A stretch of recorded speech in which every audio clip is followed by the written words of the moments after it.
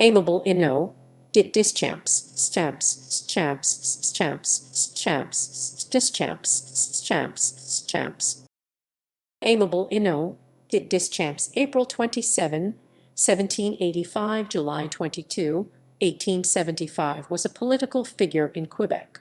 He represented l'Assomption from 1830 to 1834 in the Legislative Assembly of Lower Canada as a supporter of the Parti patriote.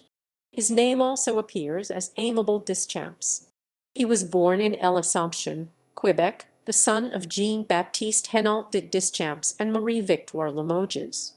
Originally working as a blacksmith, Hénault de Deschamps later became a farmer at Repentigny.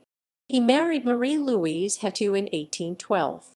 He served as an officer in the militia, reaching the rank of lieutenant colonel, and was justice of the peace. Amable Éno, Deschamps voted in support of the 92 resolutions. He was defeated by Jean-Baptiste Meilleur when he ran for re-election in 1834. He died in Repentigny at the age of 90.